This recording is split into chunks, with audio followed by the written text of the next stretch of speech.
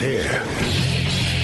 Now, broadcasting from the underground command post, deep in the bowels of a hidden bunker, somewhere under the brick and steel of a nondescript building, we've once again made contact with our leader, Mark Levin.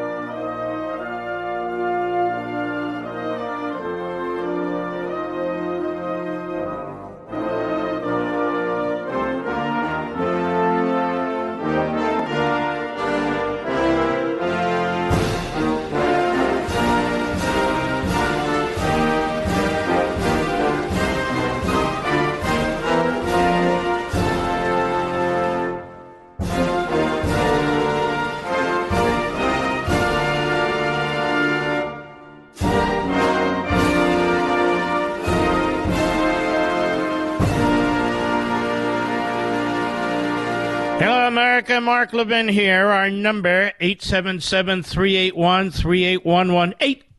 877-381-3811. Joe Biden was in Ireland for 3 days, and he's yet to step foot in Palestine, Ohio. Palestine, Ohio. His own country. And also, he's been so busy that he refuses to spend any time whatsoever with the Republican Speaker of the House, Kevin McCarthy, who has repeatedly said that they need to talk about the debt ceiling. Biden refuses, and Schumer keeps attacking McCarthy as the obstacle to a deal. That's how cynical, and brazenly so, the Democrats are. Just to put that out there, it's very important, because time is erasing. And the media, of course, will blame the Republicans, but nonetheless, Biden doesn't even want to talk. It's my way or the highway, he says. And his way will massively increase the debt, even beyond where we are today, and more so, it will push inflation even higher. But what I want to focus on at the beginning of the program is this fantastic House Judiciary Committee hearing in Manhattan. Don't worry about what the Democrats say. Don't worry about what the media say. It was fantastic. It was exactly the right thing to do. And I know the ruling class in New York, all Democrats, keep going on about how safe New York is, but every damn one of these people have protection. New York is not safe. They want to compare it to other cities where the Democrats have also lost their minds, but what they won't compare New York to is New York under Rudy Giuliani and Michael Bloomberg. That they won't do. Because if they make that comparison, there is no comparison. So we have a district attorney in Manhattan who is a Soros lapdog and is a leftist. And he comes under no criticism whatsoever from any Democrats anywhere in the country. Representative Hank Johnson is at the House Judiciary hearing today in Manhattan. And let's listen to some of this. Cut one, go. MAGA Republicans continue to resist even the most basic reforms like universal background checks. If Republicans really wanted to stop we have universal background checks, except for the rarest of circumstances, that have literally nothing to do with the murder rate in our country. I challenge you to go out today, go to a gun shop or a gun dealer, legitimate gun dealer, or an NRA convention, legitimate event, and purchase a gun and not get a background check. Oh, there's certain kinds of guns you can buy without a background check. You know, if you're a collector of Revolutionary War, Civil War type weapons and that sort of thing. But I'm talking about modern weaponry that goes back 100 years. You won't be able to get any automatic weapons, but you will have a background check. Go ahead. They would be in D.C. right now, working with Democrats to pass common sense gun legislation. Instead, like jackbooted thugs, they've descended on New York City using violent crime as their pretext. So Republicans are now jackbooted thugs. Jackbooted thugs. In other words, Republicans are like Nazis. Go ahead. The MAGA Republican extremists are not interested in gun violence or even knife violence. The Republican witnesses who have used their time to criticize District Attorney Bragg have served as props in a MAGA Broadway production. Now, you understand, folks, the people who are there and are testifying have had family members murdered in New York. And this piece of crap congressman dares to degrade them, their cause, and what they've been through. It's disgusting. Go ahead. The real purpose in coming to New York City. Can we have order? Hey. The real purpose in coming to New York City. Gentlemen, we'll suspend. Stop the clock. Gentlemen, we'll suspend. For the audience, I've said several times now that the committee has to be in order. If anyone continues, then we're going to have to escort some people out. Please, please don't talk down to us witnesses, please. Yeah, please don't talk down to us witnesses, please. As props in a MAGA Broadway production. This guy can barely read what's handed to him, let alone think for himself. Then they bring Jerry Nadler. Jerry Nadler comes. You might remember he chaired this committee, did such a magnificent job. But I want you to keep in mind there's not a single Democrat here who cares about these people, what they've been through, or the crime in the city of New York. None. Cut to go. It is, to use the chairman's favorite term, a weaponization of the House Judiciary Committee. I do not know if Mr. Trump will be found guilty. I do not know. Gentlemen, suspend. The gallery should refrain from commenting and let the gentleman from New York finish his statement. Mm-hmm. It's hard, Jim. It's hard for the gallery to stop commenting because these people have suffered and they're listening to these shameless blowhards. Madeleine Brame, her veteran son was killed in New York City, and she's at the House Judiciary Committee. And she had something to say. Cut 3, go. And as far as the Manhattan District Attorney's office, if he's receiving 1 penny of federal dollars, you need to pull that funding until he starts doing his damn job and prosecuting crime. I was totally disrespected. Me, my family, my grandchildren, we were treated like garbage. Like garbage. I've sat for 4.5 years and saw mothers walk in and out. We have a mother sitting here right now whose son, 2 sons, one died and the other one is on a colonoscopy bag. This is out of Darcel Clark's jurisdiction. So I'm not the only one. There are hundreds and thousands of us. We don't give a damn about your politics. We don't care. It could be the man from the moon who's running for president. Okay? As long as whoever's in there, it stands for law and order. And it's going to return some civility and sanity to our city. Thank you. Took a Republican House committee to allow these people to speak.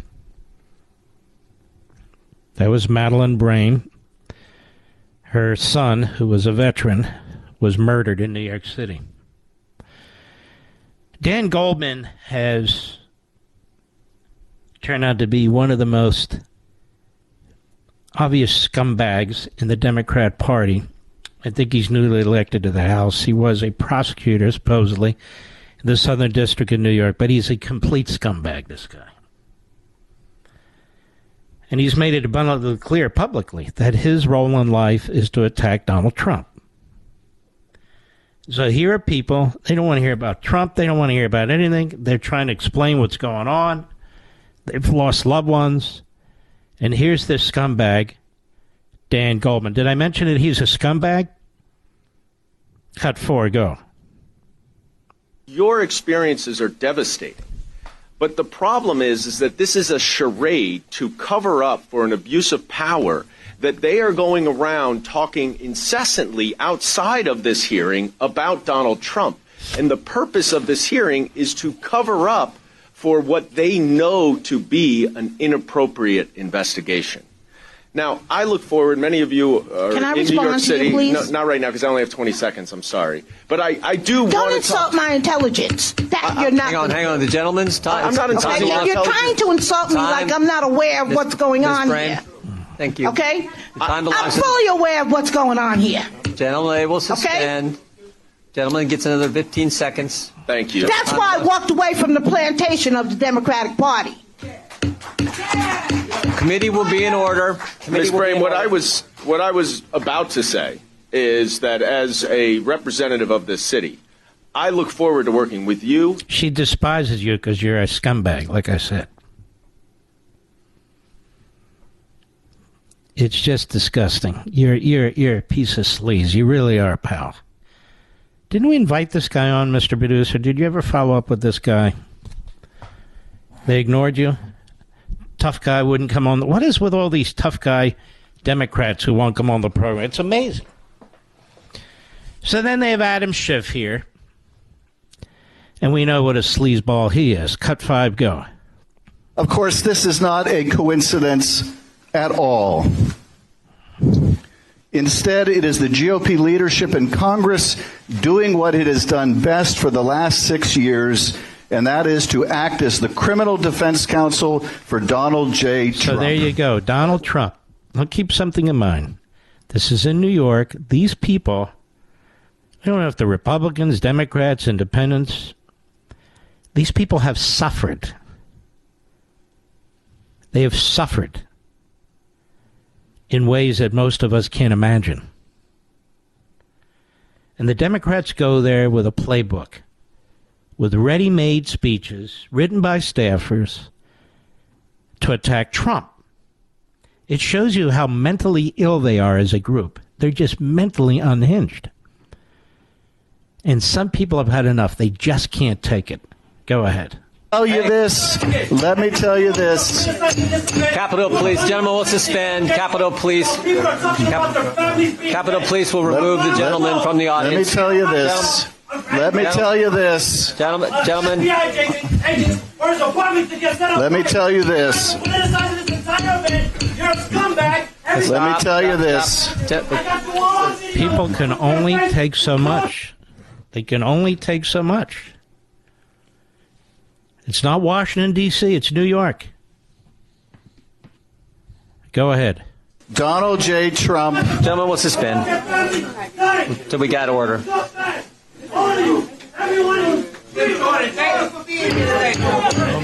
Gentlemen will suspend. The audience has to be in order.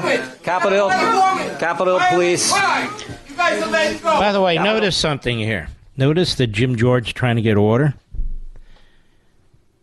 And people are going to be removed. Remember what happened in the Tennessee House? Where 3 Democrats, 2 of whom were black, 1 of whom was white, and quite large, I might add. In any event, how they shut down those proceedings?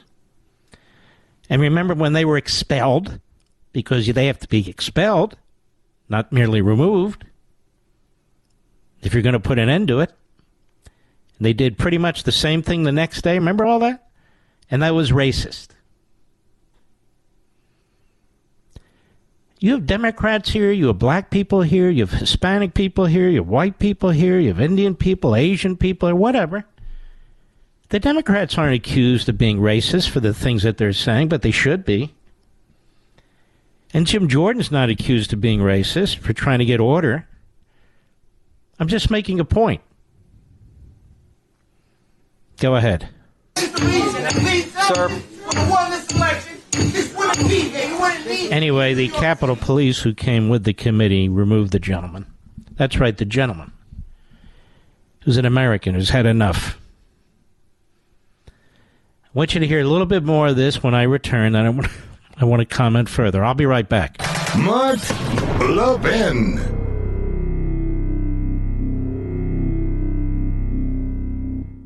Let me ask you, what the heck is going on with the banks? These bank failures are absolutely nuts. How are we supposed to find sanity in this mess?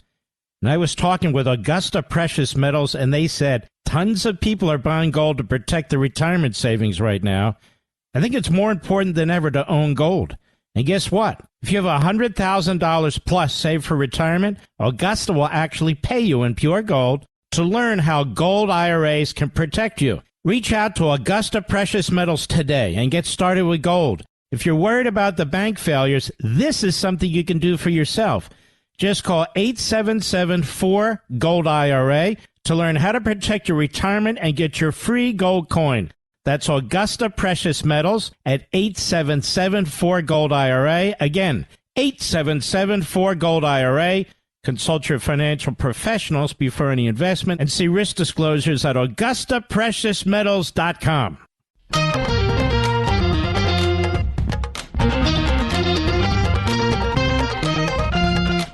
Remember Jose Alba? He was the New York City bodega owner, and he was assaulted, and he used a knife to defend his life, and he was arrested. Here he is, translator at the hearing as well. Cut 6, go. That is when I encountered a true and real threat to my life. After I simply told a woman that she could not have potato chips because her payment was declined. I was face to face with her boyfriend, who seemed ready to kill me. He attacked me violently, threw me around the store. The woman stabbed me herself. I truly believed they were there to kill me. So faced with this, I did what I knew I had to do to save my life. What the law allows me to do to save my life. I stabbed that man in self-defense. But when the police came, even though I was injured myself, I was placed under arrest. I was taken to jail. When I came before the judge, the prosecutor said I was being charged with murder in the second degree. They asked for bail, even though so many people are being let go these days. And I couldn't afford it. So I went to Rikers Island. I was forced into a crowded and unsafe intake cell. Even though I was injured, in jail I didn't get the medical treatment I should have received. So he spends almost a week at Rikers. Finally, bail was lowered so he can get released. He had to face harsh conditions. He was an innocent man. He was charged with murder. And he believes that it was all because of Alvin Bragg. And his belief is correct. The Democrats don't want you to hear any of this. Let me ask you, what the heck is going on with the banks? These bank failures are absolutely nuts. How are we supposed to find sanity in this mess? And I was talking with Augusta Precious Metals, and they said tons of people are buying gold to protect their retirement savings right now. I think it's more important than ever to own gold. And guess what? If you have $100,000 plus saved for retirement, Augusta will actually pay you in pure gold to learn how gold IRAs can protect you. Reach out to Augusta Precious Metals today and get started with gold. If you're worried about the bank failures, this is something you can do for yourself. Just call 877-4-GOLD-IRA to learn how to protect your retirement and get your free gold coin. That's Augusta Precious Metals at 877-4-GOLD-IRA. Again, 877-4-GOLD-IRA. Consult your financial professionals before any investment and see risk disclosures at AugustaPreciousMetals.com. Mark Levin, the modern voice of the Founding Fathers. This is the Mark Levin Show. Dial in now at 877-381-3811. You know, folks, you watch these video shots, what goes on in Chicago, what went on in Compton, a couple months ago, Philadelphia, goes on in L.A., in New York, and on and on and on. The fact is, you can deal with this crime. But these radical left-wing Marxist Democrats do not want to deal with this crime. They don't care how many people are hurt, how many people are killed and raped and otherwise maimed. They don't care how many stores leave their city. It means nothing to them. Because they were born out of the ideology. They came up through the ideology. Most of them have never worked a day in their lives. They've always been involved in community activism and so forth. And that's what we know. Now, how do you stop it? Overwhelming force. Virtually every metropolitan police department needs 30 to 50% more police officers. If not more. They should be highly trained. They should be very well paid. They should be properly outfitted. There needs to be more jail space. You start rounding up criminals and throwing them in jail. That's what you do. You bring down the hammer. That's how you stop crime. It's nothing to do with parents and video games and all the rest. The fact of the matter is, if you don't have significant punishment that is swift and severe, then this continues. They can talk about guns. They can talk about poverty. We've always had poverty and we've always had guns. In fact, it wasn't that long ago where we didn't have a massive welfare state and we didn't have many gun laws either. And we didn't have this much crime. It's a big issue. There are ways to address this.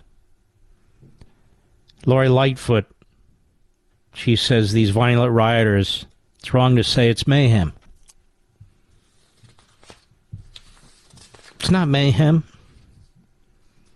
Brandon Johnson, the Cook County Commissioner, who's now the mayor-elect, he won't even condemn the looting. He says people are desperate. Now, I will just say this. The people of Chicago voted for Brandon Johnson, and now they're going to suffer. They're going to suffer. That's what's going to happen. But you have a right to vote these people out, and when you vote them in, you're committing societal suicide. Because there is a way to deal with this. There is a way to fix this. And that is muscle up the police forces. Arrest the criminals. Put them in jail. Part of the problem is, and the police chief in Washington, D.C., who's a good man, talks about this, he's African American as well, that the prosecutors and the judges won't keep them in jail. Our entire law enforcement system has in key positions radical leftists who used to be defense lawyers. They used to work at the ACLU or something like that. Now they have secreted themselves into the judiciary and even into prosecutors' offices. Prime examples, even in the suburbs in Loudoun County, Virginia. You You've heard about the schools in Loudoun County, Virginia? Loudoun County, Virginia may still be one of the wealthiest counties in America. And so you have a fusion of radical left-wing elitists with individuals. They're not the mob, but they are a large number of people, regardless of race,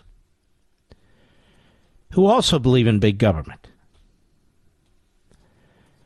So I'll call it the mob, whatever you want to call it. So they elect this woman by the smallest of margins. First thing she announces that, like all the Soros prosecutors, anybody who steals, I think it was over under $1,000, whatever the number was, will not be charged. They won't be charged.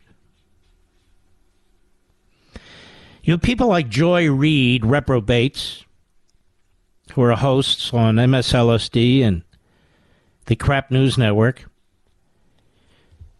But Joy Reid, I remember some time ago, she said that property crimes shouldn't really be crimes. Something to that effect. And as you know, the founding of the nation, property was crucial. And many of you work very, very hard for your property. For your homes, for your vehicles, for everything you have. You've earned it. You've worked for it. Nobody gave it to you. It represents what you do when you get up early in the morning and go home in the evening or somewhat late at night. You paid for it. It's your possession. If somebody steals from you, they're taking your money, they're taking your labor. As I say, you worked for these things. You earned them. Somebody else didn't. Changes the entire psychology of the community. The entire psychology of the community. So you need to ask yourselves, does the Democrat Party, and do so many Democrat voters, do they share the same mentality as the rest of us? That is, that they want safety? We do. That they want criminals put away, taken off the streets, safe families? Because honestly, if you vote Democrat today in a city, you can't possibly support any of those things. You simply cannot. Joe Biden likes to say that the Republicans in Washington, D.C. voted against funding police. But Joe Biden is another sleazy liar, as you must be to be an elected Democrat. You have to be a sleazy liar. The Republicans never voted against funding police. He's talking about his $1.7 trillion Inflation Reduction Act, which was a kill capitalism degrowth movement, an increase inflation act, which was mostly about climate change, with a provision in there, monies to be given to cities and states to spend as they see fit. And so what Joe Biden says is that was evidence of the Republicans voting against a Democrat bill that would fund police. Is that not ridiculous? The issue is not that the cities lack money to fund police. When they defunded police or slashed their budgets and their numbers, they took the money away from them. It was never a question of having or not having money. They didn't want to give them money. That was the issue. So there are ways to address this effectively. Giuliani did it, Bloomberg did it in New York, and other mayors have done it, and other governors have done it. The fact is, you have billionaires like Soros. You have billionaire Democrats who do not have to live where all this hellish activity is taking place, and they don't. Who live far away from it all. Maybe not even in our country most of the time. Maybe not even in our country. Felonies in New York City, 102,000 in 2021, 122,000 in 2022. Felonies downgraded to misdemeanors 52% of the time in 2022. Felony cases declined to prosecute 1,119 last year. That's Alvin Bragg. And the Democrats and their media keep telling you that crime is going down in New York. It's going down in New York? Is that why 10,000 to 12,000 people are leaving every month? So the Democrats don't even say, you know, we made mistakes here. We've got to alter what we're doing, modify our policy. No. They lie. Because they're ideologues. And so there'll continue to be anarchy, mayhem, chaos, death, impoverishment, lack of employment, lack of schooling. It's only going to get worse. And so many wealthy people of every race, but wealthy people who could be role models to try and fight this, to stop mouthing the Democrat Party line like the LeBron Jameses of the world, to stop blaming people who have nothing to do with it, and to start blaming people who have everything to do with it. They could help, but they don't want to. I'll be right back. Mark Levin.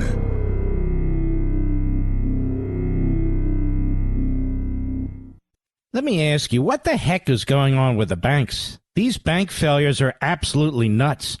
How are we supposed to find sanity in this mess? And I was talking with Augusta Precious Metals, and they said tons of people are buying gold to protect their retirement savings right now. I think it's more important than ever to own gold. And guess what? If you have $100,000 plus saved for retirement, Augusta will actually pay you in pure gold to learn how gold IRAs can protect you. Reach out to Augusta Precious Metals today and get started with gold. If you're worried about the bank failures, this is something you can do for yourself. Just call 877-4-GOLD-IRA to learn how to protect your retirement and get your free gold coin. That's Augusta Precious Metals at 877-4-GOLD-IRA. Again, 877-4-GOLD-IRA. Consult your financial professionals before any investment and see risk disclosures at AugustaPreciousMetals.com.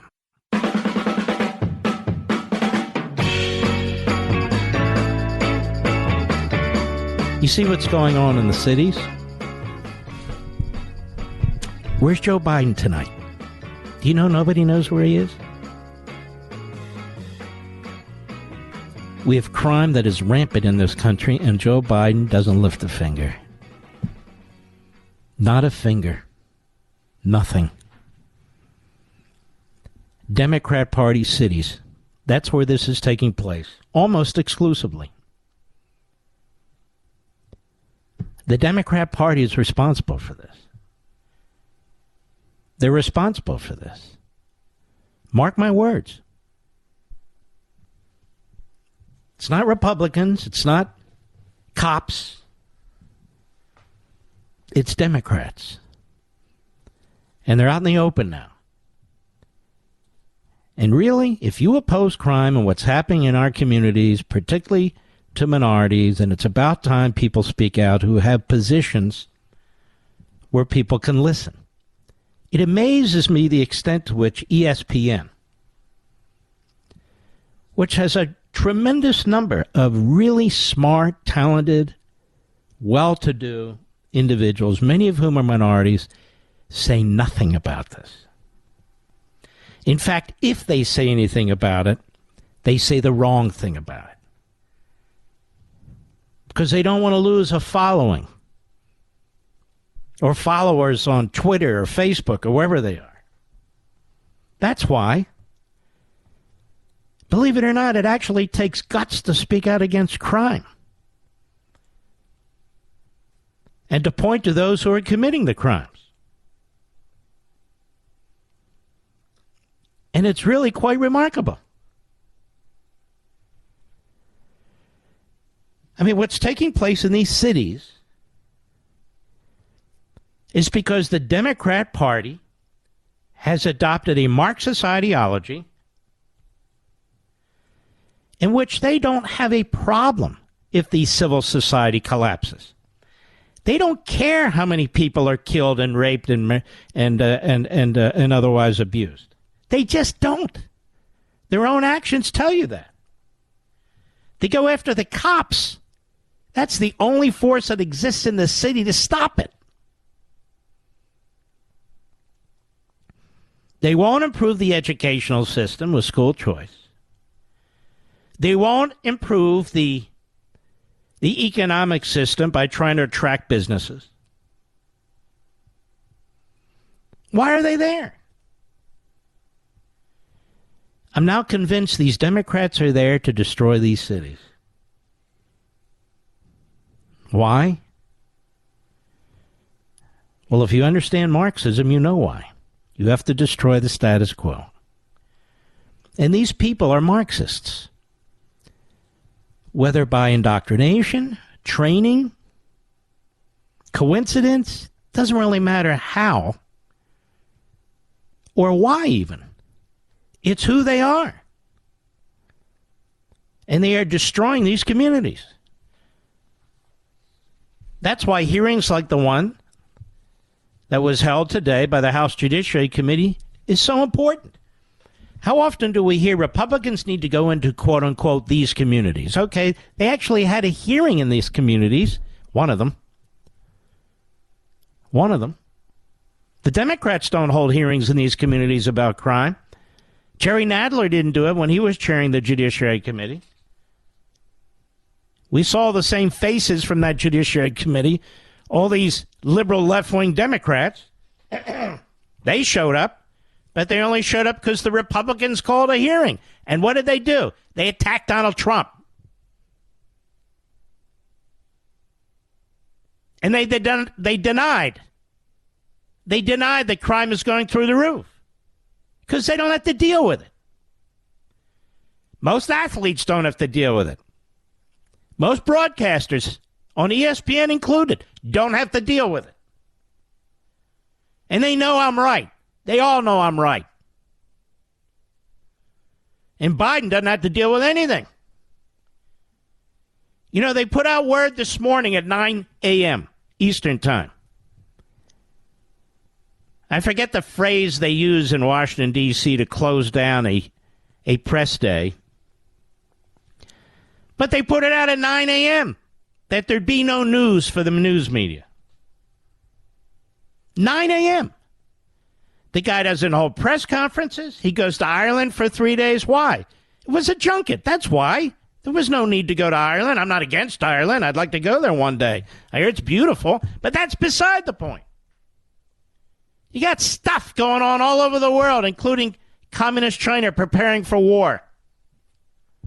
Biden doesn't act like anything's even going on. The border's a disaster. Crime's through the roof. The currency's being replaced. No big deal. Guy goes to Ireland for 3 days. Still hasn't gone to Palestine, Ohio. Still won't go to Palestine, Ohio. Still hasn't gone to the southern border to see what actually is going on without a Potemkin village. I'll be right back. This segment of the podcast is exclusively sponsored by Pure Talk. Pure Talk offers great coverage and can save your family money on your wireless bill every single month. Go to puretalk.com to find the plan that's right for you. Thank you again for listening, and thank you so much for this sponsorship, Pure Talk. He's here. He's here. Now, broadcasting from the underground command post, deep in the bowels of a hidden bunker, somewhere under the brick and steel of a nondescript building, we've once again made contact with our leader, Mark Levin. Hello, America. Mark Levin here. Our number, 877-381-3811. 877-381-3811. We're going to have Senator Ron Johnson on the program in hour 3. Boy, they are discovering endless amounts of corruption involving Joe Biden and his family, and the media are ignoring it completely. as they are on the House side with Representative Comer, and I'll get into that in a little bit. But before I do, one of the things Karl Marx and Frederick Engels, his sidekick, who actually helped fund a lot of Marxist activities and assisted in writing some of his material, one of the things that they came around to wanting to abolish was the nuclear family. If you read the Communist Manifesto, it's put in there in very stark terms. And they view the nuclear family as a combination of human beings, really, that comes out of the feudal system, where parents take advantage of their children. And the same corrupt society that created the culture is the same corrupt society that created the nuclear family. See what I'm saying, Mr. Producer? So the nuclear family is not given any special recognition, quite the contrary. Like faith needs to be destroyed, the nuclear family needs to be replaced with the state. This is why you saw Mao early on in his revolution, when they took over China, made it a communist country. This is why they encouraged children to rat out their parents, which they did. And their parents would be dragged out of their homes and executed. So if a kid had a problem with a parent, they would rat out a parent. And that was okay by Mao and the communists. They wanted to, as I say, destroy the nuclear family. You destroy the nuclear family, you destroy all connections to faith, you destroy all connections to the past society, you take out the intellectuals that supported that society, or the highly educated that supported that society, whether they're doctors or professors or lawyers or whatever they are, and you eliminate them. Just eliminate them en masse. And so instinctively, I don't know if every parent that shows up at school board meetings or insists on knowing what's going on with their children in schools is aware of what I just said, but it doesn't matter. Instinctively, parents know that children are their flesh and blood and their responsibility. Nobody loves a child more, in the vast majority of cases, than a mother and a father. Nobody has more responsibility for that child than a mother and a father. Over at Town Hall, Sarah Arnold has a piece here. Washington,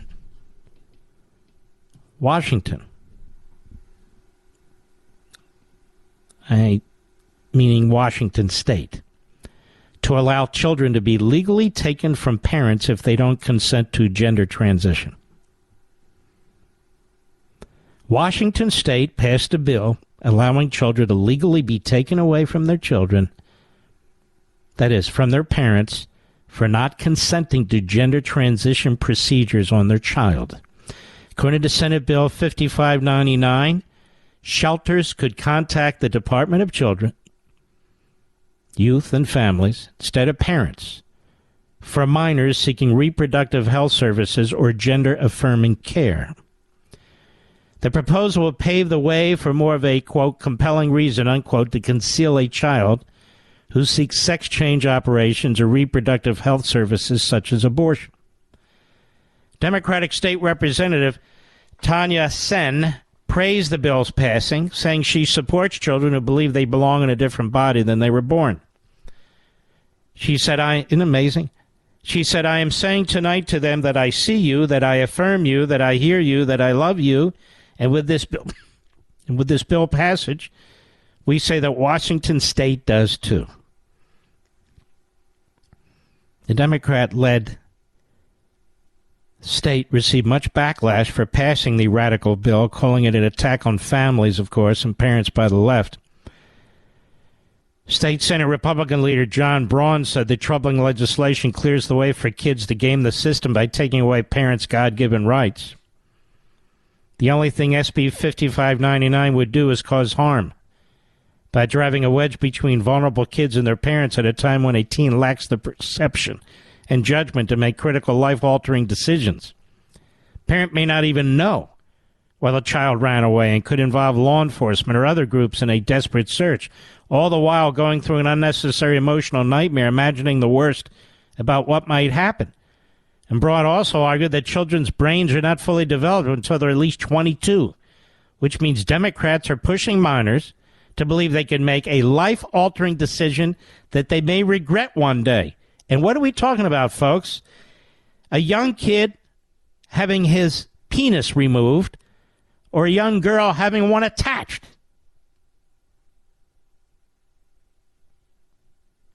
And the state will take charge? If the parent doesn't agree? Right now, Democrats are sponsoring a juvenile offender sentencing bill based on the expansive body of scientific research on brain development, which shows that adolescents' perception, judgment, and decision-making skills differ significantly from that of adults. I would say this. The left says treat young teenagers differently than adults when crimes are committed. Right, Mr. Producer? And yet these same brains are okay to treat as adults when it comes to altering their own bodies. The left, the Marxists, the Democrat Party hate you and your children. It's their ideology that they care about. Period. Exclamation mark. Case closed. You listen to this that I'm reading to you and you can't believe it. Well, of course you can't. It's shocking. You could take kids legally from parents if they don't consent to gender transition? Now, the Marxists are all for this. They don't care if it's gender transition or anything else. They want to control your children. You know, when John Dewey, not the Dewey Decimal System, a different John Dewey, who was one of the early progressives, a.k.a. Marxists, late 1800s, he lived to be like 98 or something, well into the 1920s, I guess, 1930s even. He was the most important so-called expert on education. And he went to the Soviet Union when Stalin was running it, and he came back in 1928, and he wrote a piece for the New Republic praising Russia's education system. And he wrote several books, all of which I've read. They're on my shelves. And I've written about him before, as you may recall, in Rediscovering Americanism and Beyond.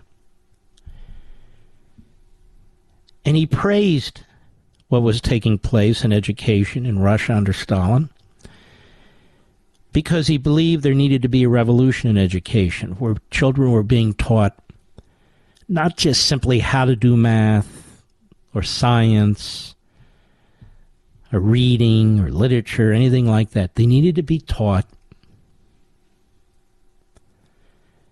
about social needs, about social attitudes. In other words, they needed to be brainwashed by the state. And Stalin was doing a good job of it. That you can't be a person of free will and independent thinking and all these other things. You needed to be in a rowboat, rowing in the same direction as everybody else, learning to accept certain things, learning to repeat certain things for the communal, for the greater good. You've heard this before. This goes on today with the NEA and the AFT. But nonetheless, this is Marxism. And that's what the early progressives were. They were American Marxists. I just decided to be the one to come up with the nomenclature and to point it out and put a sharp point on it, where others refused to do it. And that's what's happening here in the state of Washington. Your children don't belong to you. It's not just you heard Terry McAuliffe basically say it in Virginia. You've heard Joe Biden say it. You've heard them all say it. Because that's what the Democrat Party believes. Now, you might be a Democrat who doesn't believe it. I'm not talking about you. I'm telling you what the ruling class Democrats believe. This isn't the only state where this is going on. There are other levels of this, different degrees of this, that are taking place in so many school systems and in so many states. That your children are to be educated, meaning indoctrinated, into what the National Education Association believes, or the American Federation of Teachers believes. Call it what you will, what the Democrat Party demands. Your children are being educated to be AOC. I'm not kidding. To be Bernie Sanders. To be Elizabeth Warren. And worse. They're trying to graduate little Marxist Democrats. This is a way, this isn't for children, this is inhumane, this is perversion of the worst kind. This is statism like we've never seen in this country. Well, that's not true. It's a throwback to the eugenics movement, the Democrat parties and their intellectuals pushing eugenics.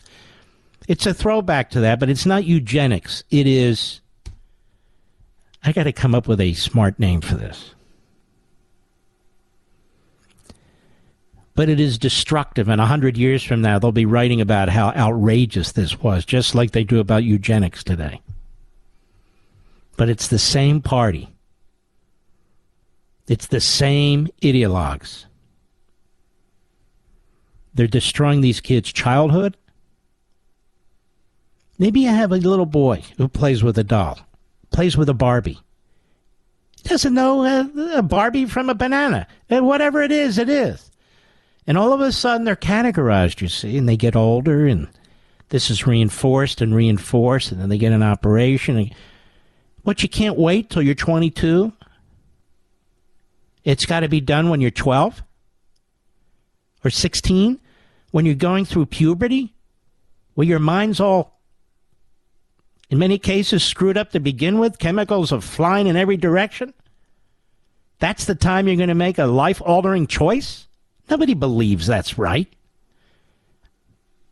And this is the movement in the Democrat Party. This is who they've become. And Joe Biden supports it 100%. He talks about it all the time. It's not about civil rights or discrimination. It's about raising children properly. And when they've gone through the process, if they decide they want to do something as young adults, that's up to them. There's nothing you can do when they reach majority status. We're talking about minors. And this is Washington State. Where do you go? Where do you escape if you live in the state of Washington? And when we come back, I want to tell you about Walmart. Well, good old Walmart, which was founded by a conservative man, who had mostly conservative children, and now the grandchildren and the corporatists, the so-called professionals, weasel themselves under the board and into executive positions, much like Iger over there at Disney. It had nothing to do with the creation of Disney, but he's destroyed it.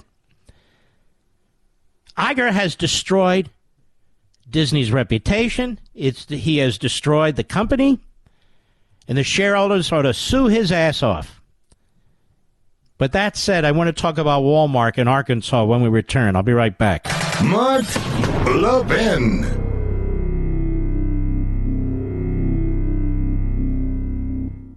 Don't fall for the free phone deals from Verizon, AT&T, or T-Mobile, folks. Just another trick to lock you into a long-term contract that's going to cost you a fortune every single month. Instead, get a brand new iPhone 12 from Pure Talk for just $12 a month at 0% interest, no contract. Cancel or leave anytime. Get a new iPhone, ultra-fast 5G service, and cut your cell phone bill in half. That's why I'm a Pure Talk customer. That's why you should be too. You can switch right now at puretalk.com in as little as 10 minutes. Choose from a variety of unlimited talk and text plans starting at $30 a month with plenty of high-speed data, all backed by a 100% money-back guarantee. Go to puretalk.com, enter promo code Levin Podcast, Levin Podcast, and you'll save 50% off your first month. An iPhone 12 for $12 a month and save on your monthly bill. puretalk.com, promo code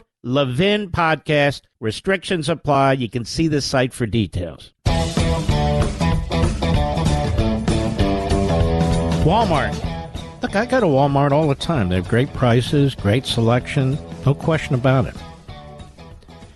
But here are friends at the Washington Free Beacon, how Walmart pushed Arkansas public schools to go woke. See, this is what Asa Hutchinson tolerated and even went along with. This is what Ron DeSantis refuses to tolerate and refuses to go along with when it comes to Disney. This is why Asa Hutchinson is so jealous of Ron DeSantis. Documents reviewed by the Washington Free Beacon show a private company's unprecedented effort to inject DEI, diversity, equity, whatever, into classrooms. Aaron Siberium.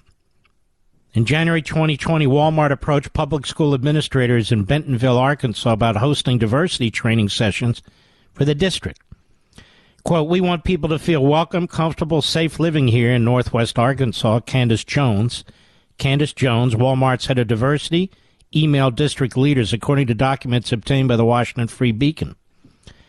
To that end, the company was offering to arrange teacher training sessions with a North Carolina-based consultancy known as Racial Equity Institute.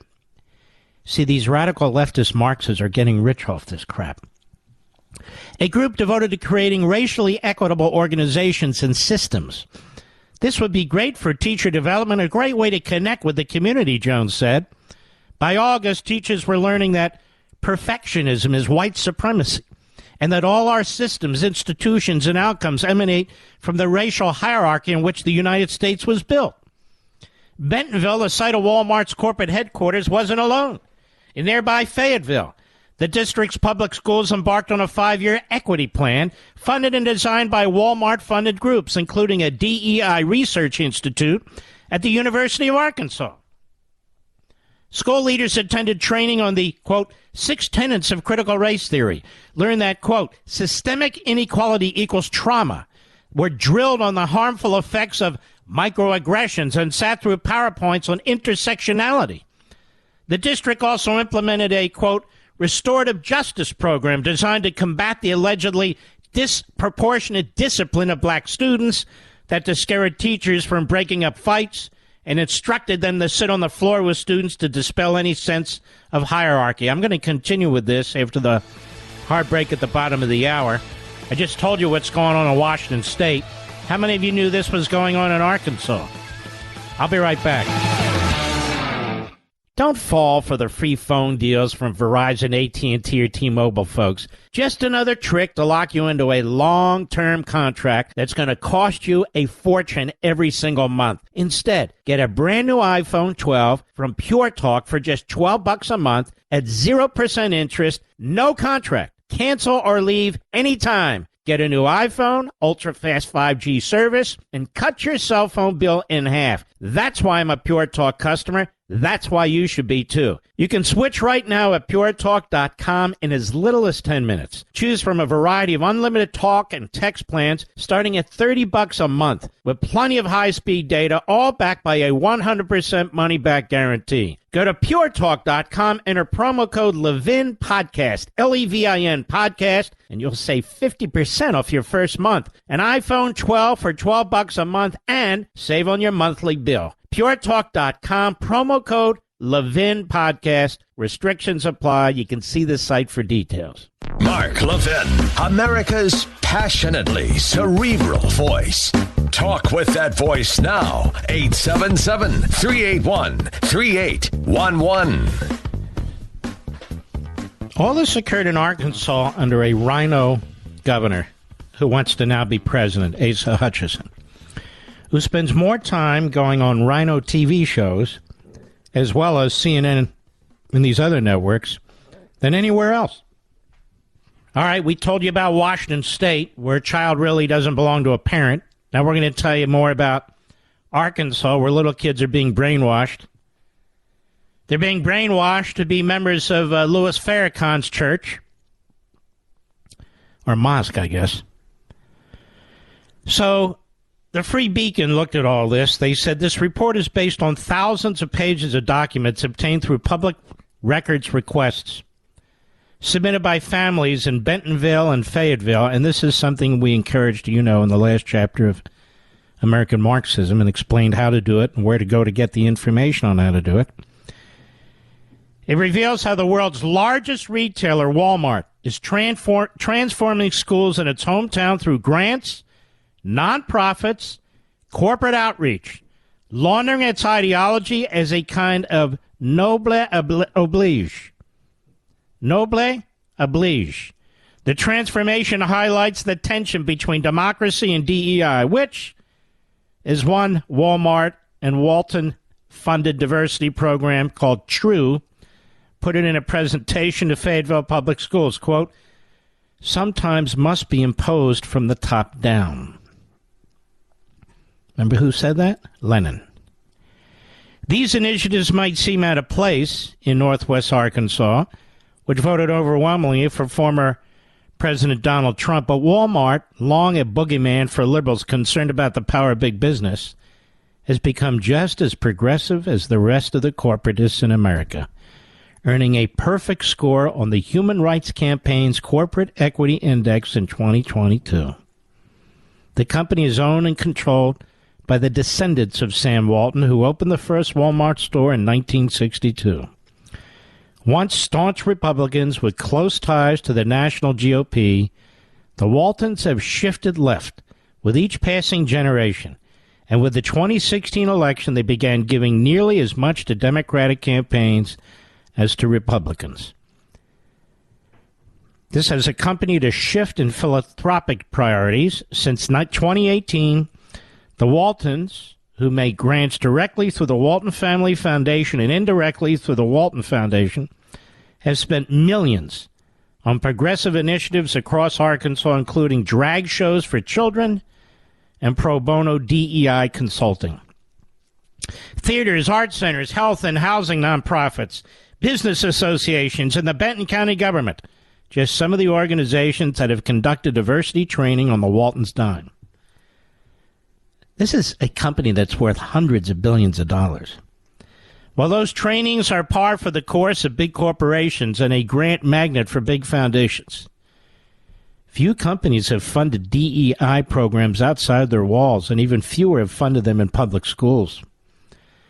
Now, as the Waltons target classrooms in their hometown, longtime Arkansans are sounding the alarm, warning that revolution has come for a state Trump won by 28 points in 2020. Parents are often lulled into the belief that the woke ideology won't happen in their schools because they live in a red state, said Carolyn Horine, a Bentonville parent. Trust me, as someone living in a conservative area, it can happen anywhere. And this transformation has taken place largely out of public view, aided and abetted by not just by Walmart and the Waltons' largesse, but by the school district's lack of transparency. Fayetteville, for example, repeatedly assured parents that critical race theory was not being taught in schools, even as it refused to comply with public records requests for DEI-related documents. Why? Because they were lying. Much like the people were lying in Loudoun County, Virginia, and every other damn school district. Now, families who finally got a hold of those records were left feeling betrayed. We love Walmart around here, said Isla Campbell, a retired history teacher who sued the Fayetteville School District after it stonewalled a records request. They've used their money to better the lives of people in Arkansas. That's why it was so disconcerting to see them funding this stuff. It's amazing that these corporatists fund Marxist activities, isn't it? Along the dominant philanthropic force in northwest Arkansas, the Walton Empire is a case study in how cultural and corporate power interact.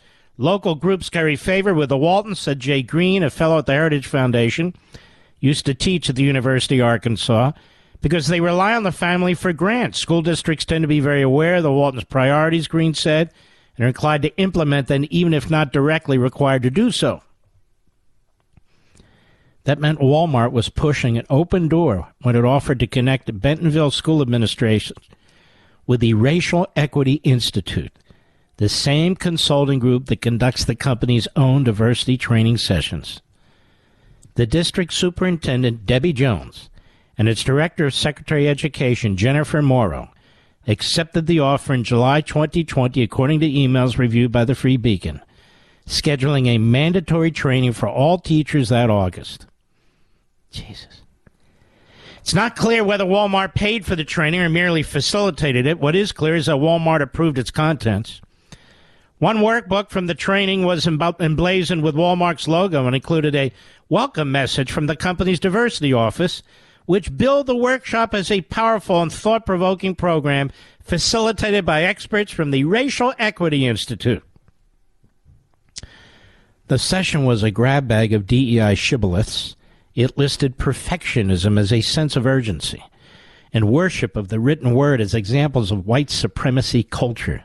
It described assimilation and tolerance as markers of internalized racial inferiority and defended racial preferences by saying that white people had 400 years of affirmative action. Participants were asked to reflect on each teaching using the Walmart-approved workbook, which included diagrams on the distinction between equality and equity. I guess you're not going to feel the same way going into a Walmart, are you, America? Or all the wonderful people who work there. These are the corporatists. Now, the district would later seek to distance itself from these lessons in a September 2022 Facebook exchange with Harine. The Bentonville parent, Bentonville school board member Jennifer Faddis, claimed that only some staff attended the training, adding that Bentonville's pulled out after realizing what was included. The Free Beacon was not able to verify Faddis's claim that Bentonville had extracted itself from the program, and she did not respond to requests for comment. That means they didn't. But at least one high school in the district, Bentonville West High, was still using the Racial Equity Institute for all staff trainings as late as April 2021, according to planning documents from the school. And in a January 2022 email, Debbie Jones, that's right, the district superintendent, referred to the Racial Equity Institute as a quality program, saying it wasn't biased or trying to convince me of anything. No, not at all. Which means maybe your ass should be fired.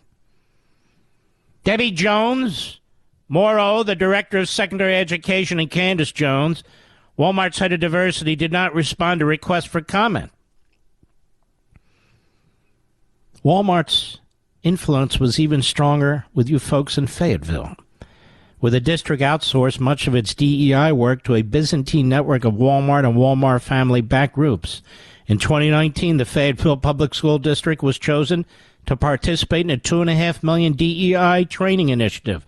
TRUE, T-R-U-E, Northwest Arkansas, funded by the Walmart Foundation, the Walmart Family Foundation. The program has since expanded to include hundreds of groups in the region.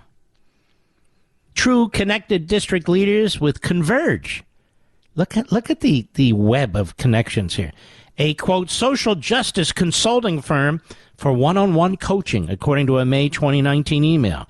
The company, which specializes in the intersectional equity analysis, also conducted an organizational assessment of the district, the results of which were presented at the Walton Arts Center that July. Did they have croissants and decaf coffee? There's been backlash against diversity, equity, and inclusion among staff and patrons, one slide from the presentation read. DEI can and sometimes must be imposed from the top down. Good little Leninists. TRUE True, which has since rebranded as TRU True, did not respond to requests for comment. Fayetteville also partnered with the University of Arkansas's Ideals Institute. Ooh, Ideals! Another DEI program funded by Walmart and Walmart Family Foundation to create a 5-year equity competency plan. What is this, communist China with their 5-year plans? And that began in 2019. Years 2 and 3 of the plan were funded by a $200,000 grant from the Walmart Foundation, which paid for training, and I can go on and on. This goes on further. You can see what's happened here, ladies and gentlemen. The power of one corporation taking over a state, taking over its school systems and its classrooms, compelling indoctrination on the teachers and the students. It's probably a handful of radical Marxist leftists working at Walmart, the Walmart Foundation, the Walmart Family Foundation, of course, the school systems of Bentonville and Fayetteville. It's disgusting. Washington State and children. Arkansas and children. Unbelievable. It really is unbelievable. I'll be right back. Mark Levin.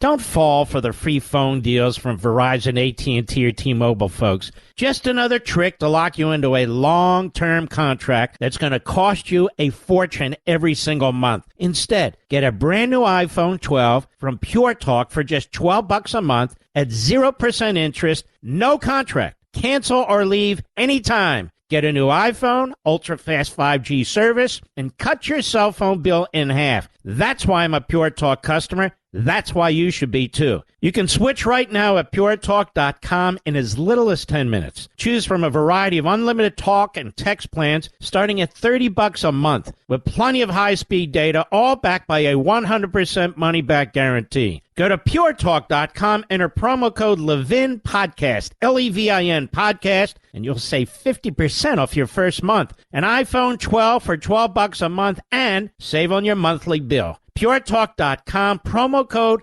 Levin Podcast. Restrictions apply. You can see the site for details. I'll be on Hannity at 9:35 p.m. Eastern Time. Ron Johnson, great senator from Wisconsin, will be on this show in about 30 minutes in hour 3. I hope you won't miss it. More Biden corruption has come to light, and there's a lot of it. I don't know how people can even stand it in California anymore. I really don't. I mean, it's beautiful, don't get me wrong, but the government does everything it can to destroy your life. And Robert Spencer, who is great, writing at PJ Media, California goes full communist. Utilities to base what they charge on how much you make, not how much you use. The state of California is implementing full Marxism before our eyes, he says, under the guise of equity. And so now there can be no possible doubt, if there ever was for anyone, instituting communism has been what equity initiatives have been about all along. My God, I wrote a whole book on it. Now, 3 of its most powerful utility companies are saying that they're going to charge based not on how much of their product was used, but on how much money the user makes. In simpler times, if you bought something, you paid for it. Rich or poor, tall or short, black or white, female, male, wise or foolish, everyone paid the same amount for a product.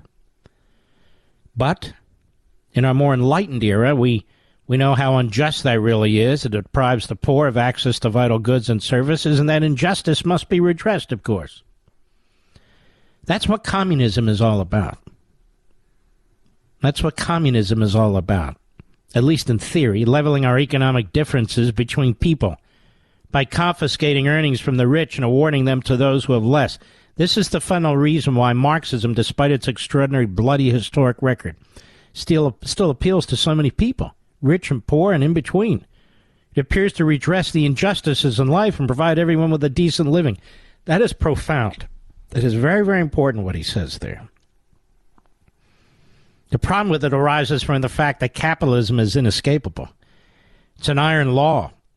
Yes, and I would argue it's as much of a law as the law of physics. So in California, they want to move to charging you for utilities based on what your income is, not based on how much you use.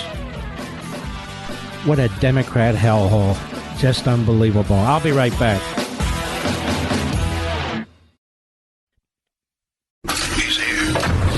He's here. Now, broadcasting from the underground command post, deep in the bowels of a hidden bunker, somewhere under the brick and steel of a nondescript building, we've once again made contact with our leader, Mark Levin. Hello, America. Mark Levin here. Our number, 877-381-3811. Hello. 877-381-3811. We have a big hour here. The Power Hour.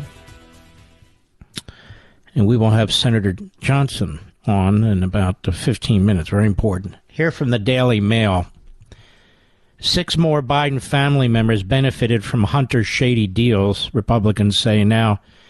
Claims 9 relatives, including Hallie and Joe's brother Jim, were part of enterprise that generated an exorbitant amount of cash. Oversight Chair James Comer revealed today that 6 more Biden family members have been involved in shady business deals. That brings the total to 9 members of the Biden's president's family who Comer claims benefited from influence peddling. Nancy Mace claims the number of family members involved is wild. Thank you, Nancy. House Oversight Committee Republicans reviewed documents today suggesting that 6 more members of Joe Biden's family may have benefited from business deals related to the president's influence peddling. Comes as the panel now under GOP leadership continues to comb through the financial records of the Biden family and interview those involved in alleged foreign deals. Nancy Mace, who sits on the committee, said that the amount of money that is allegedly trading hands in suspicious activity reports is astronomical, and that the number of Biden family members involved is wild. We've now identified 6 additional members of Joe Biden's family who may have benefited from shady deals. This brings our total to 9, said James Comer. Oversight members went to the Treasury Department to review more suspicious activity. They're called suspicious activity reports involving Biden and his family amid allegations that Hunter Biden used his father's influence to engage in business deals. Family members that Comer has already claimed benefited are Biden's brother Jim and Beau Biden's widow Hallie, who dated her late husband's brother Hunter in the years following his death. Hey, it's all in the family, baby. Mace said in a selfie video posted to her Instagram today that the transactions she reviewed involved claims of money going to prostitution rings, likely in reference to Hunter Biden paying money to an escort service to transport prostitutes across state lines. Wow, what would Alvin Bragg do with that? Just left the Treasury to review over 100 suspicious activity reports on the Biden family, and I have to tell you, Mace said, there are more Bidens involved than we knew previously. It's wild, the number of family members involved, and it's even, the amount of money that we're talking about in these suspicious activity reports is astronomical. And the accusations there and the source of the funding are where the money's going, the shell companies, prostitution rings, etc. It's insanity, even to me, that it's not been investigated in the way that it should be. Well, she's the standard. But it is unbelievable. It's unbelievable. Unbelievable. Well, let us continue. Comer revealed today that after the oversight panel reviewed more records, it's made clear that the reach of foreign influence peddling benefiting more than just a few members of President Biden's family. We will provide more details soon, he said. A spokesperson for the Kentucky lawmaker told DailyMail.com the panel is not yet providing the names of additional family members who may have benefited from the deals outside of Jim and Hallie Biden. Comer accused Hallie Biden, who was married to President Biden's late son, Beau, of influence peddling by receiving $35 in a payment linked to a Chinese firm. Republicans released last week additional information identifying Hallie as the third of the members of the Biden family wrapped up in Comer's investigation, but the new title is 9. Count them, 9 9. It's appropriate. The reports last week also claimed that Hallie received a cut of $3 million from China, sent to an associate of Hunter Biden, whom she dated from, they love to put this in there, from 2016 to 2019 after her husband Beau died of brain cancer. The White House released a blistering statement accusing Republicans of orchestrating an attack on Hallie as they accused the family of using their Biden name to profit off business deals around the world. How dare you question us? We're the Bidens. In a memo seen by DailyMail.com, Republicans claim that Hallie received $35,002 transfers in March from Biden family associate John Rob Walker after he received a $3 million wire from the Chinese State Energy HK Limited, a firm affiliated with the Communist Party of China. Holy yes, Mr. Producer. 9 members of this family? They do breed like rabbits, don't they? Yes, the Bidens. Now, why hasn't there been an independent counsel appointed, ladies and gentlemen? I want to read you the codified requirement here, the text of it, for the appointment of a special counsel. 28 CFR, section 600.1. Grounds for appointing a special counsel. The Attorney General, or in cases in which the Attorney General is recused, the acting Attorney General, will appoint a special counsel when he or she determines that criminal investigation of a person or matter is warranted, and A, that investigation or prosecution of the person or matter by a United States Attorney's Office or litigating division of the Department of Justice would present a conflict of interest for the department or other extraordinary circumstances, and B, that under the circumstances it would be in the public interest to appoint an outside special counsel to assume responsibility for the matter. Here's my question. And I've been asked to talk about this on Hannity, so I hope nobody there is going to steal any of the producers or whatever, what I'm saying, but I say this. Oh, I'm just messing with them. I always mess with those folks. They're good people. If you're going to appoint a special counsel to investigate Biden and the documents matter, and I'm all for what they did in that case, even though it was very shady the way it was done, how can you not appoint a special counsel in this case? How can you not do it in this case? With the multi-millions of dollars that are involved, 9 family members, how did this happen? Why? They're all so brilliant? They're all foreign policy experts or energy experts or whatever kind of expertise they're supposed to. No, they were taking in money hand over fist, having a good old time. The Bidens, they were partying it up. No wonder this jerk never left public office, except for 2 years. No wonder. I'll be right back. Mark Levin.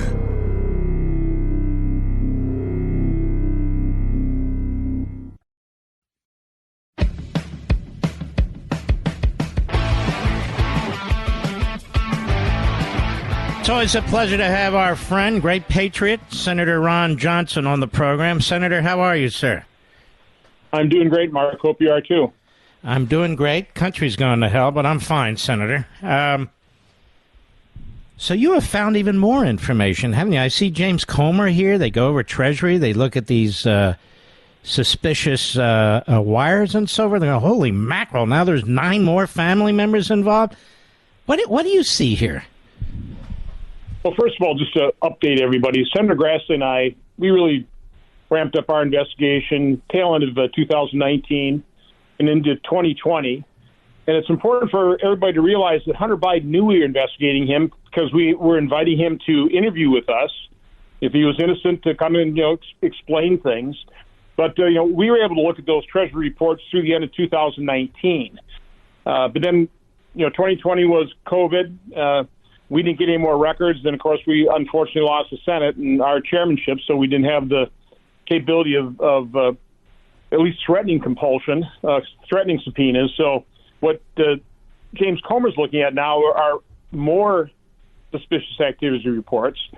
But, in our September 2020 report and our follow-up in November of 2020, we pretty well laid out the case. I mean, now we're getting a few more details. There's no doubt about it. But, we pointed out the vast web of foreign financial entanglements, the grifts that the Biden family were involved in, Sarah and James Biden, Hunter Biden. Obviously, Tony Bobulinski came forward with the laptop and talked about the big guy in 10%. So there's been more than enough information out there, certainly to convince what I think most Americans, if they honestly knew about this, not to elect a fully compromised president, which is what President Biden is. But unfortunately, when we released our report in September 2020, it was ignored when it wasn't being vilified by the media. The day after that, we were actually offered Hunter Biden's computer. We did our due diligence. We went to the FBI, asked them what they knew about it. They dodged us for weeks until Mr. McIsaac got impatient and turned that over to Rudy Giuliani in the New York Post. But it's important to understand what the FBI did. They picked up that computer in December of 2019. On the way out, one of the agents looked at McIsaac and said, it's our experience that people that don't talk about these things, they don't get in trouble. That was their first shot across the bow. So that's a threat. It was a threat, and then they continued to lay sabotage or lay down the groundwork to sabotage just in case McIsaac surfaced that computer, including things like secure briefings to Senator Grassley and I, which were total BS. We knew they were set up. Trying to say that we were targets of Russian disinformation and could be targeted toward, presidential candidate's family. I mean, that's how the FBI, how corrupt they were in trying to cover up for Hunter Biden. Then, of course, we were getting more information now in terms of, who was in charge of that letter from 51 intelligence officials that, got. Do we know yet? Because that's crucial. Yeah, Jim Jordan is interviewing those folks, and more and more of that information is going to be coming out. So, again, they can hide, but in the end, I think this information will come out. But, again, all this was known prior to the election, but it was suppressed by the complicit and corrupt media. They are continuing to cover up for the Bidens. Listen, you're covering this stuff on your show, on other talk radio and some conservative news stations, this is being covered, but the mainstream media, they couldn't care less about this. This isn't getting any airplay. No. So they will continue to cover up for the corrupt Biden family. And again, we're starting to see how extensive this is. I mean, in our report, we talked about the payments made to what was obvious women who are being human trafficked, thousands, tens of thousands of dollars over the course of a couple of months. By the way, at the same time when Joe Biden was offering to pay something like $100,000 on Hunter Biden's bills. So, no, all this information has been known. We're getting more details on it, but we're talking about a corrupt family. We've turned over our records. Not only did we have the Treasury records, but we use those then, as investigators should, to get the actual records. So, we asked banks. It's interesting that Cathay Bank turned over their records without any compulsory process whatsoever. That's interesting, isn't it? And so we talked about those on the floor of the Senate, and we turned those over to U.S. Attorney Weiss, who supposedly been investigating this thing since December 2018. Hunter's admitted to that. This is 2023. We turned over hundreds of pages of bank documents to U.S. Attorney Weiss. We haven't heard anything back. We've asked about, for example, was Nicholas McQuaid when he was the head of the criminal division of the Justice Department. He was an attorney with Hunter Biden's defense attorneys. Was he going to recuse himself from this case? We never got any response from either U.S. Attorney Weiss or from Merrick Garland. So, again, where is the investigation? Plus, we have an FBI whistleblower come to our office and said, the U.S. Attorney Weiss's office doesn't have anywhere near the resources they need to conduct a realistic investigation, which would follow up on these suspicious activity reports, go to the banks, subpoena all the bank records, not only the inflows. And again, we showed millions of dollars flowing in and out of these accounts, okay, wire transfers. But what about the outflows to, Cayman Islands or the Bahamas? Where did this money go to as a sprinkled them around to other members of the Biden family, potentially including the big guy who supposedly got 10% potentially. You know, Senator Johnson, there is so much here. It's almost overwhelming. And the idea that this doesn't trigger a special counsel investigation from somebody outside of the Merrick Garland Department of Justice, meanwhile, the documents cases do, is disgusting. It is beyond belief. The Mueller investigation, they had nothing. And then that's triggered. And you look at this. You have you and Grassley in the report you've put out, and you've both been very, very public. You have Bob Alinsky, who's been very, very public. You have the damn laptop out there. The information in the laptop is everywhere. It's more than credible. It's more than a little bit of stuff. And I have in front of me, Senator, the grounds for appointing a special counsel, 28 CFR section 600.1.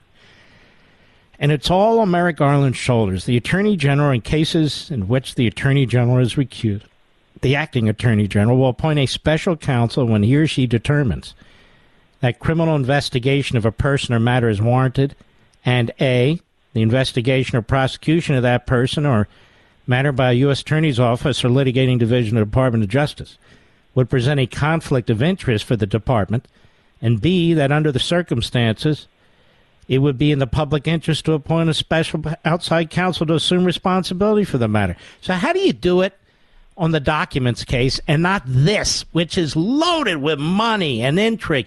It's loaded with emails and a laptop and the findings on the wire transfers and the communists in China. Not only that, they're back in the Penn Center so he can take $900,000 salary.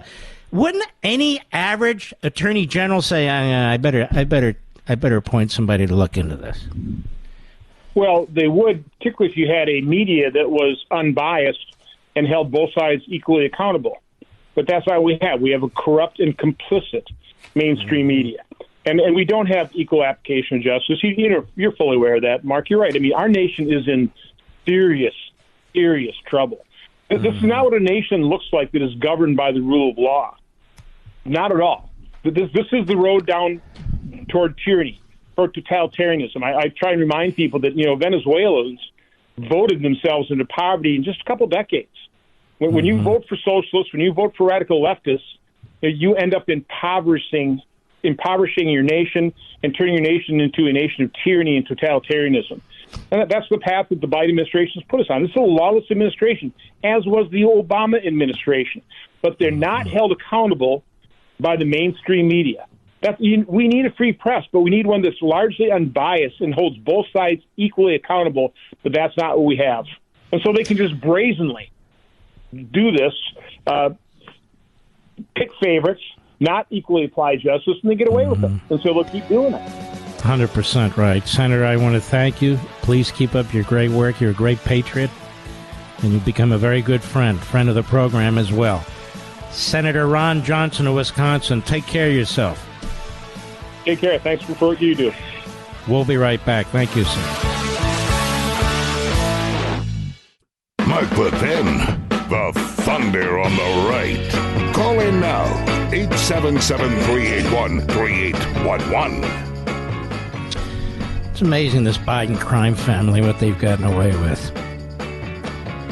I would ask local law enforcement all across the country, again, to take a close look and see if any of these activities have violated your state laws. Let me tell you a little secret. You ready for a little secret? Let's start with a question. Can a local or state prosecutor indict a sitting president of the United States? A sitting president of the United States, can they be indicted by a local or state prosecutor? Well, it's never been done before.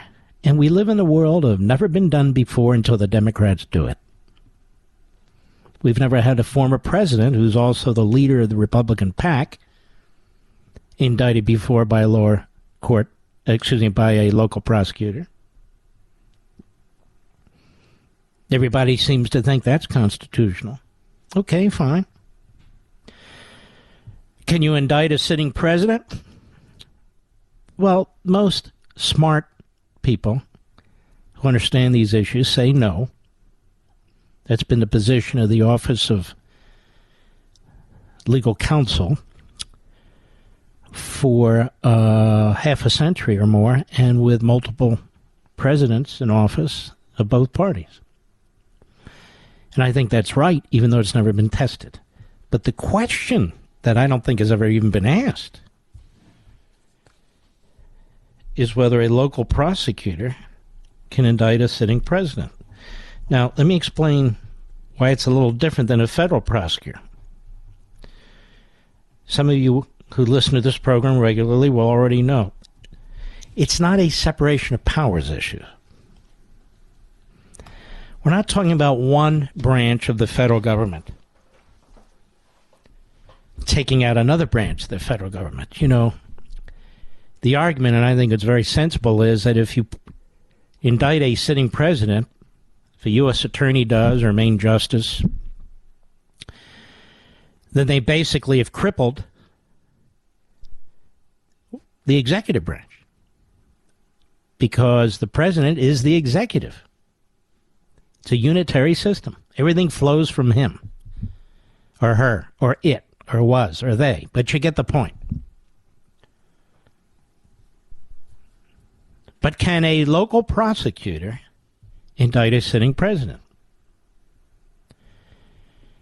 Now, it might have the effect of harming the ability of the executive to conduct him or herself. But it's a different analysis on a different level in some ways, too. Because it's not one branch of the federal government duking it out with another branch. It's more of a federalism issue, isn't it? Yes, it is, Mark. And so I will bring this up on Hannity, if I remember, tonight. Can a local prosecutor, and you know, given the lengths to which the Democrats and their Department of Justice and their prosecutors have gone to destroy comity, comity, when it comes to law and order, and to destroy the Constitution's boundaries, and to destroy tradition on how they're to conduct themselves, I don't think we should give them an inch. I think the only way we put an end to this is not give them an inch, but take a football field from them. And so that's the question that I shall pose. So if you hear any legal analysts say it today, or somebody else say it before I get on TV, you'll know why. Because this audience is so massive. The show's reach is so humongous that it reaches into their ears and out of their mouths. But it's something I pose, and I'm serious about it. And every one of you Republican district attorneys or state prosecutors, I would ask that you look at these issues involving the movement of funds and so forth. You have your own laws in your states when it comes to, I assume, wire fraud or fraud generally, or even tax payments. I mean, I know Biden owns the state of Delaware. It's a small state. It's very incestuous. It's a one-party state, not in every respect, but too many respects. Used to be a more competitive state. But all that aside, what I'm saying is that doesn't mean activities that Joe Biden has taken, monies that have flowed to banks with their headquarters perhaps in other states and so forth. It's worth looking at. Or if you're an attorney general of a state and you have the powers to prosecute, many of them don't, it's worth looking at. So I would encourage, yet again, Republican law enforcement to take a look at the Biden financial activities, their public Not in every respect, but more and more is getting public. And you look at the Daily Mail. You can look at other information coming out. You can look at the report that was authored by Senators Johnson and Grassley. In 2020, I believe it was, that Senator Johnson just spoke about. Comb through them. Have your staff look. And if somebody accuses you of being political, your answer is the same answer the Democrats give. Nobody's above the law. Excuse me. Joe Biden's not above the law. Joe Biden's not above the law. Nobody's above the law. Take a look. I would encourage you to do that. Gosh, there's so much here. I've got a whole pile of stuff here. Between 1 and 2. I think I'll do this one. Morgan Freeman.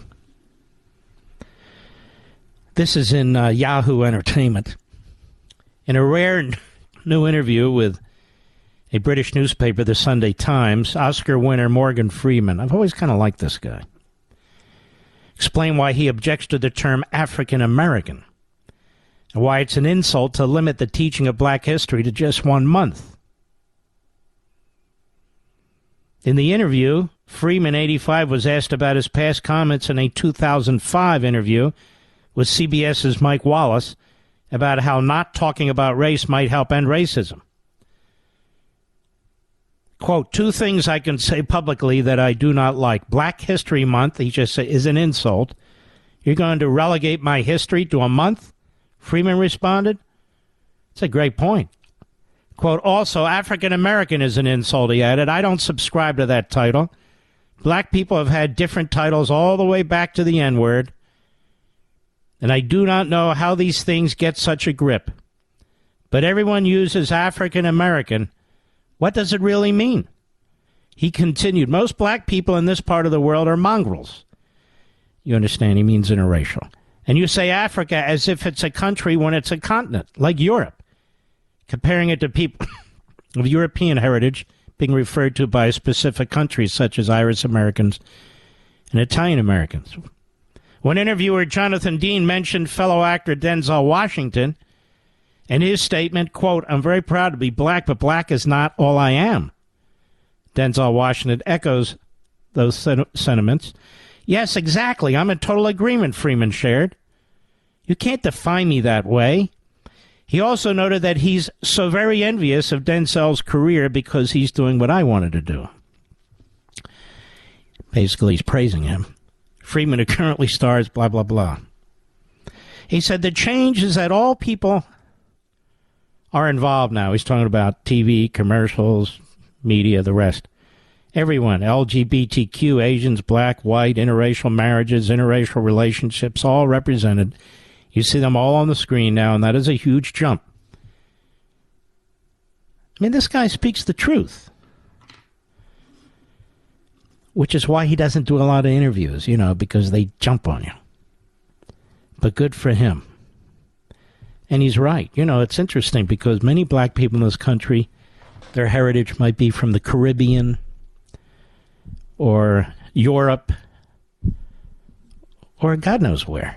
Like white people, like brown people, like yellow people, like red people, like anybody else. And he is right. It's a continent. And many years ago, I talked about how the word Hispanic was invented politically by Nixon in the 70s. He wanted to create, quote unquote, that's him, not me saying this. They wanted to create or establish a large ethnic group to counter blacks when it comes to voting and the census. So you used to have Peruvian Americans, you used to have Nicaraguan Americans, Honduran Americans, and so forth, Cuban Americans, Puerto Rican Americans, and now it's Hispanic. Nixon was the big push behind that. Hispanic Americans, what does that mean? It means everything and it means nothing. White Americans, what does that mean? Everything and nothing. And African Americans, as he points out, there's a lot of people in this country who are black or not ancestrally from Africa. just a very interesting point, which, of course, you're not allowed to mention. No, hold on now. I shall return. Mark Levin.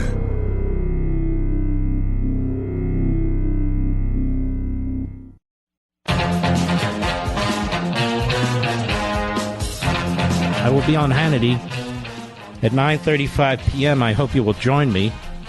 I had mentioned Yale in passing. This is Daily Mail. Yale University hosts an anti-Semitic speaker on the second night of Passover as part of their diversity and inclusion program. Does it get...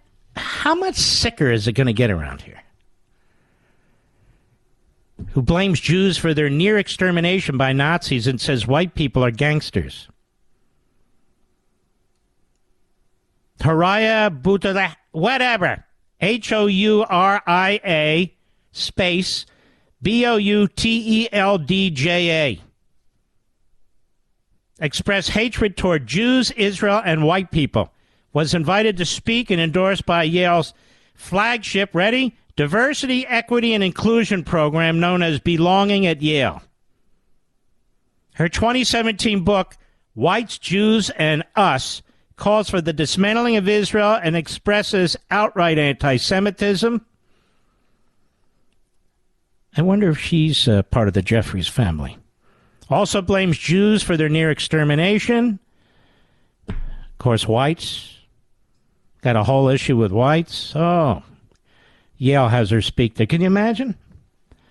Well, folks, I have time to thank all you heroes out there and all you people in the audience. God bless each and every one of you. Thank goodness you're there. And we start all over again tomorrow. God bless you, and see you then.